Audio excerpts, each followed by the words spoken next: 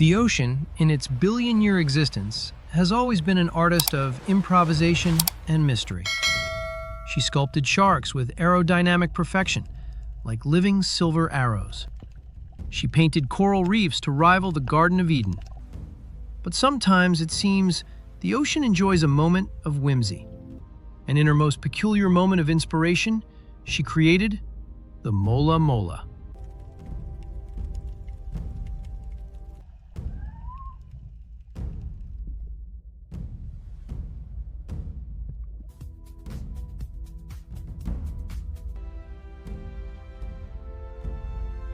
Imagine yourself hovering above the glassy surface of the Pacific. Amidst that endless expanse of turquoise, a giant silver-white disk suddenly appears. It lies there, drifting, listing to one side, like a broken porcelain plate dropped from a banquet of the gods. But this is no fragment. This is a life. A life that is perhaps the most magnificent and baffling anomaly on our planet, the ocean sunfish.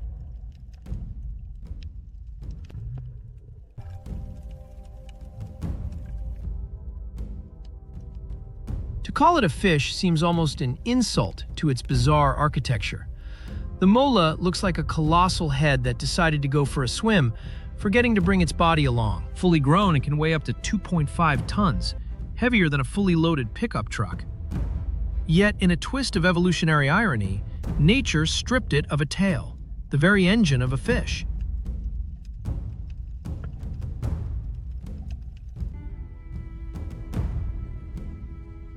Instead, it possesses a clavus, a stiff, rudder-like fold of skin. To move this mountain of flesh, it must clumsily flap its elongated dorsal and anal fins, like a bird with broken wings trying to fly through water. Look closely into that eye. Large, round, dark brown, forever wide with a look of bewilderment. Some say it is the gaze of innocence. Others say it is the look of a philosopher pondering the absurdity of time. Its tiny mouth, permanently frozen in an O shape, makes the mola appear perpetually astonished by the world. A giant with the soul of a child.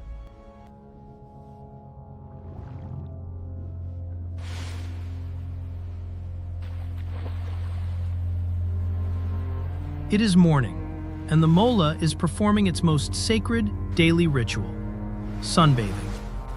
It lies flat on its side, its vast surface area acting like a living solar panel beneath the searing sun. Do not mistake this for laziness. This is a silent battle for survival.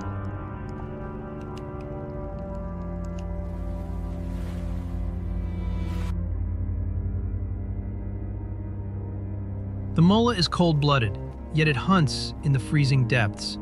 This basking is how it recharges, storing every precious joule of heat into its massive frame, preparing for the journey into the freezing void that lies ahead.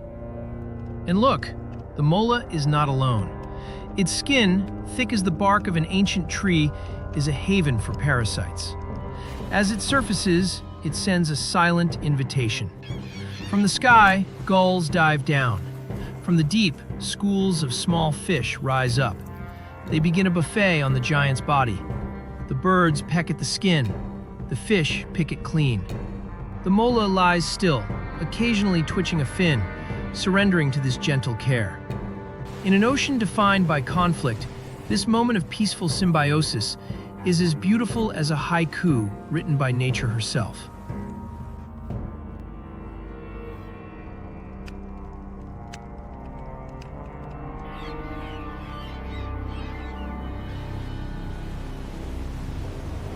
The sun reaches its zenith. The body is warm. The time has come for the gentle giant to leave its paradise of light.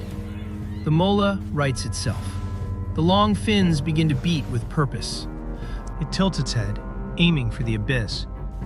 The hunt begins.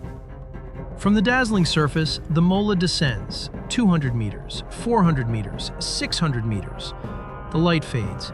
The turquoise yields to indigo, and finally, to an eternal, inky blackness. This is the twilight zone, the borderland between life and death.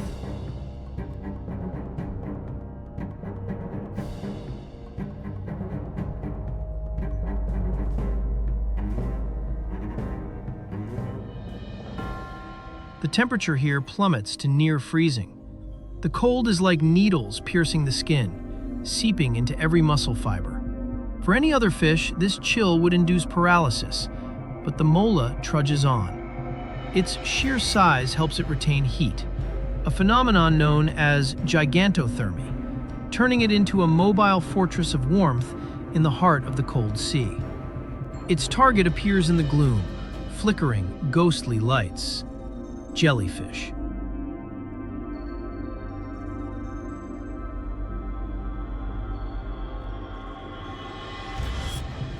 The mola's diet is a grand paradox. Jellyfish, fragile creatures, 95% water, possessing almost zero protein or calories. Yet, to fuel 2 tons of bone and muscle, the mola has chosen this as its primary sustenance. It is akin to an elephant trying to survive solely on popcorn. To compensate for such poor nutrition, the mola must eat in massive quantities. A silent massacre unfolds in the dark.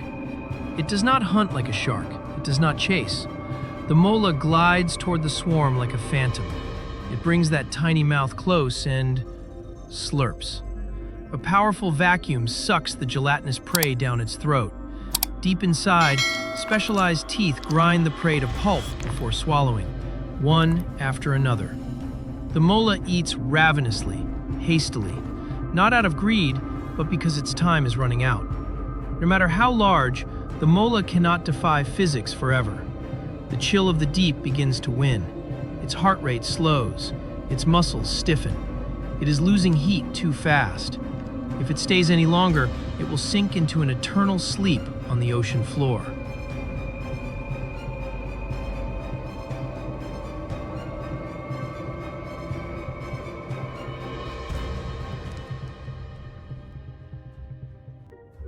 The mola must turn back. It beats its weary fins, carving through the water, rocketing upward. The journey back to the surface is even harder than the descent. It fights against pressure, against gravity, with a body rapidly going numb. When the first ray of sunlight pierces the water and hits its eye, it is a moment of salvation. The mola breaches, turns on its side, and basks once more. Its life is a giant pendulum, swinging eternally between heat and cold, light and dark, starvation and satiety. An ascetic yet resilient cycle.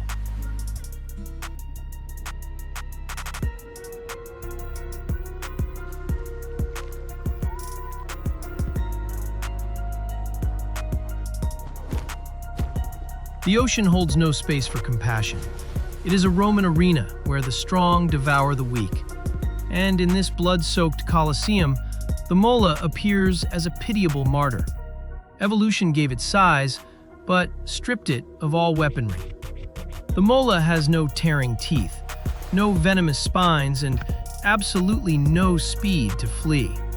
It swims slowly, sluggishly, displaying its massive flank like an open invitation to predators. In the waters off California, a tragedy often repeats itself. A pack of sea lions attacks. They are agile, intelligent, and cruel. To them, the mola is not just food, it is a toy. They do not kill it quickly. They bite off its fins, tear at its thick skin, drag it down and toss it back to the surface like a volleyball. Can you feel the mola's terror? Its large eyes rotate wildly, searching for an escape. But where can it go with that useless tail? It can only endure. Its leathery skin helps it withstand the tearing, but the pain is real. It dives deep, hoping the darkness will hide it, trailing blood and tattered flesh. The crisscrossing scars, the missing chunks of fin, these are the sad medals of its survival. But, my friends, natural predators follow the laws of nature. The mola's most terrifying enemy comes from our civilized world.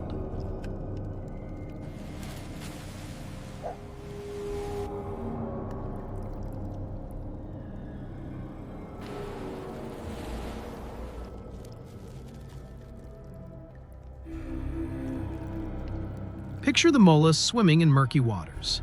Before it, a translucent, soft object drifts, undulating with the current. With poor eyesight and a simple brain, The mola rejoices instinctively. Jellyfish. It rushes forward, opens its mouth, and swallows. But it is not a jellyfish. It is a plastic bag, a ghost released by humanity. The bag slips into the stomach, but it cannot be digested. It sits there, occupying space forever, creating a false sense of fullness. The mola stops eating, believing it is satisfied, while its body slowly starves to death. Or perhaps the plastic blocks its gills, suffocating it. The gentle giant, who survived the jaws of sharks and the cruelty of sea lions, falls defeated by a piece of senseless trash. It dies a slow, silent, lonely death, washing ashore like a mute indictment sent to mankind.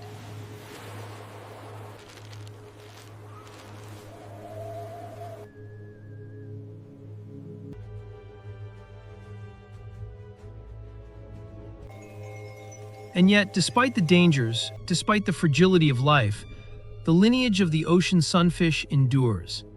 They were here before humans walked upright, and perhaps they will be here long after we are gone.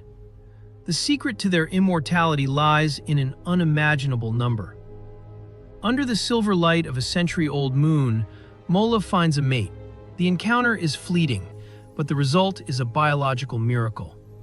A single female sunfish can carry up to 300 million eggs. You heard that correctly, 300 million, more than the population of entire nations.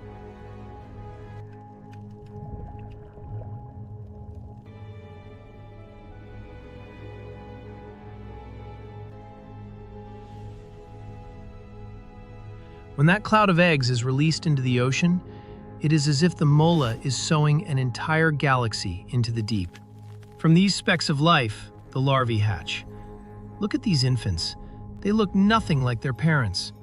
Smaller than a pinhead, encased in a transparent, star-shaped shell, bristling with sharp spikes. They look like tiny alien spaceships, aggressive and thorny. Perhaps nature knew the world was too dangerous, so she armored them from birth, to compensate for the vulnerability they would face later. Their journey to adulthood is one of the greatest growth stories in the natural world. From a microscopic speck, they must grow to 60 million times their birth weight to become the 2-ton giant.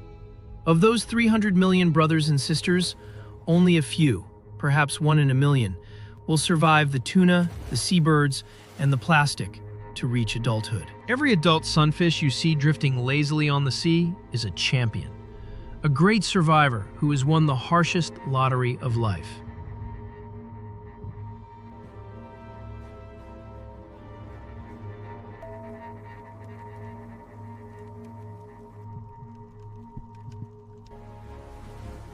Now, as the sunset bleeds red across the horizon, our mola continues its solitary pilgrimage. It swims toward the skyline, its tattered dorsal fin cutting a fragile line through the water. Many call it a foolish, useless fish, but they are wrong. The mola is the pilgrim of the ocean. It carries nutrients from the surface to the deep and brings stories from the abyss back to the light. It is the bridge between two worlds, its slow, calm existence in a world that is mad and rushing. Is that not a beautiful lesson? That sometimes, to go the furthest, you do not need to swim the fastest. You just need to keep swimming, keep diving, and keep smiling that bewildered smile at the storms of life.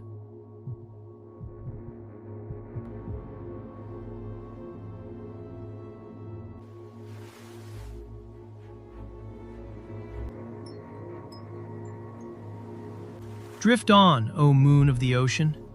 Continue your clumsy yet proud dance. And may humanity be wise enough to keep these waters blue, so that your dreams are never choked by our cold plastic. For the ocean would be a terribly empty place without the innocent smile of its gentle, dreaming giant.